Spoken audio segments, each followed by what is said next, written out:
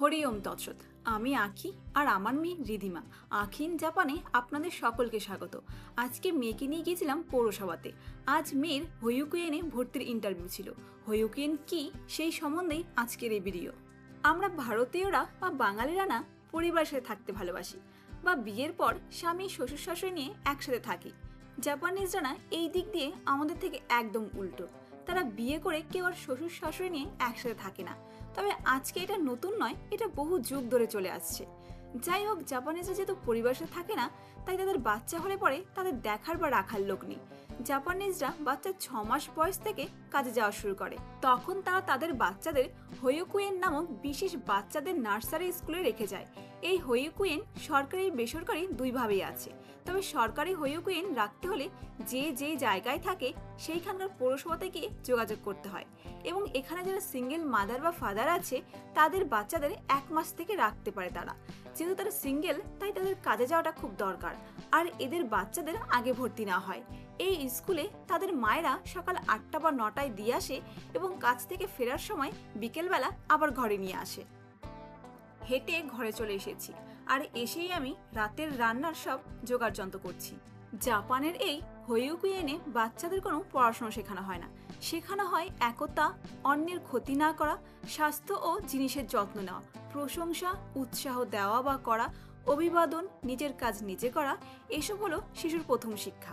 এই হোইকুয়েনে বাচ্চাদের বয়সের মেয়াদ 0 থেকে 3 বছর পর্যন্ত। এরপর ইয়োচেনে ভর্তি হতে হয়। তবে এই স্কুলে ভর্তি হতে গেলে তুমি যেই জায়গায় থাকো সেই জায়গার পৌরসভাতে গিয়ে ইন্টারভিউ দিতে হয়। তবে বাচ্চার বয়স 1 বছরের ওপরে হলে এই ইন্টারভিউ দিতে হয়, এবং তোমার কাজের জায়গার কিছু কাগজপত্র জমা দিতে হয়। এই স্কুলে সব ধরনের শিশুকে ভর্তি নেওয়া বাধ্যতামূলক, এমনকি প্রতিবন্ধী শিশুকেও। এই স্কুলে না শিশু হাসি, আনন্দ আর খেলাধুলায় বড় হয়ে ওঠে। হোইকুয়েনে শিশু খেলা করে, খাবার খায়, দুপুরের সময় একসাথে ঘুমায়, গরমের সময় সব বাচ্চা একসঙ্গে জলকেলি করে, একতার সাথে সব বাচ্চা বেড়ে ওঠে এবং অনবদ্য বন্ধনে। এইদিকে কর্তামশাই অফিস থেকে চলে এসছে। সে 2টো কুমড়ো নিয়ে এসছে, এগুলো অবশ্য কাঁচা, আর কুমড়ো ফুল আর লঙ্কা নিয়ে এসছে সাথে করে। এই স্কুলে যাওয়ার জন্য বাচ্চারা যে ব্যাগ ব্যবহার করে তার মধ্যে না কোনো বই থাকে না। থাকে জলের বোতল, থালা, রুমাল, চপস্টিক, দাঁত মাজার ব্রাশ আর একটা ছোট্ট নোটবুক। এই নোটবুকের মধ্যে বাচ্চাদের অস্বাভাবিক ভালো বা খারাপ কিছু করলে স্কুলের শিক্ষকরা নোট লিখে দেন বাবা মাকে। বাবা মা যেন সেই বিষয়ে নজর দেন। রোজ সন্ধ্যায় ঘুমিয়ে পড়ে মেয়েটা, রাত 8টায় ঘুম থেকে ওঠে এবং মাঝরাত পর্যন্ত জেগে থাকে। এই স্কুল থেকে না বাচ্চাদের রাস্তাঘাটে কিভাবে চলাফেরা করা উচিত, লেখাপড়ায় মনোযোগী, ভবিষ্যৎ কিভাবে সুন্দর হবে, অন্যকে ভালোবাসা বা সাহায্য ইত্যাদি শেখানো হয়। চিড়িয়াখানা এবং বিভিন্ন ভ্রমণের স্থানগুলিতে নিয়ে যাওয়া হয়।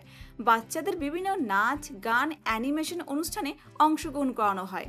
অনেকে বলেন জাপানিজের সুশৃঙ্খল ও সৎ হওয়ার জন্য এই হোইকুয়েন বিশেষ ভূমিকা পালন করে।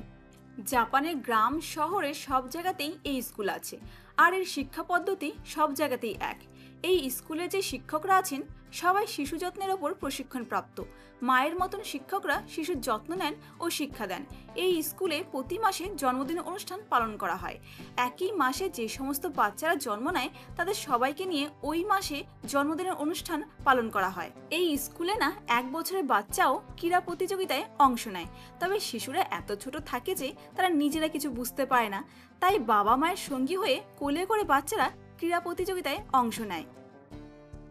জাপানের এইসব স্কুলে বাচ্চাকে পড়াশোনার মনোযোগী হওয়ার পাশাপাশি ভালো মানুষ, খেলাধুলা, নাচ গান সব বিষয়ে পারদর্শী হওয়ার উৎসাহ দেয়, এবং 6 বছর পর্যন্ত কোনো পড়াশোনা শেখানো হয় না। খেলাধুলা, হাসি, আনন্দ করে তাদের দিন কাটে। যেটা আমাদের দেশে কথা বলতে শিখলেই পড়াশোনার ওপর এত চাপ দিয়ে ফেলে যে একটা সময় বই দেখলেই জ্বর আসে। তবে আরেকটা জিনিস, আমাদের দেশের সাধারণ স্কুলগুলিতে এই রকম পরিকাঠামো নেই, কিন্তু জাপানের স্কুল থেকেই সবকিছু শেখানো হয়। এই হোইকুয়েনের শিক্ষকরা প্রতিদিন বাচ্চাদের স্কুল থেকে আশেপাশের মলগুলিতে নিয়ে যায়, এবং সেখানে যাওয়ার সময় প্রত্যেকটা বাচ্চা একে অপরের হাত ধরে পিঁপড়ের মতো করে যেতে থাকে। 1 টুপি 1 ব্যাগ, দেখতে খুব ভালো লাগে। মলে যেখানে বাচ্চাদের খেলার জায়গা আছে সেখানে নিয়ে যায় এবং খেলা করায়। এরপর খেলা শেষ হলে তারা আবার নার্সারিতে ফিরিয়ে নিয়ে যায়। জাপানে বাবা মা শিক্ষক শিক্ষিকা সবাই বাচ্চাকে কথায় শাসন করে, গায়ে হাত তুলে নেয়। বাচ্চা যদি কোনো ভুল করে তাহলে তাকে ততক্ষণ বোঝানো হয় যতক্ষণ না বাচ্চা নিজে থেকে বলে আমি ভুল করেছি বা আমি বুঝতে পেরেছি, এবং বাচ্চাটি তখন নিজেই প্রতিজ্ঞা করে যে সে আর এমন ভুল করবে না। আজকের ভিডিওটা এখানেই শেষ করছি। কেমন লাগলো কমেন্ট করে অবশ্যই জানাবেন। ভালো থাকবেন, সুস্থ থাকবেন। হরি ওম।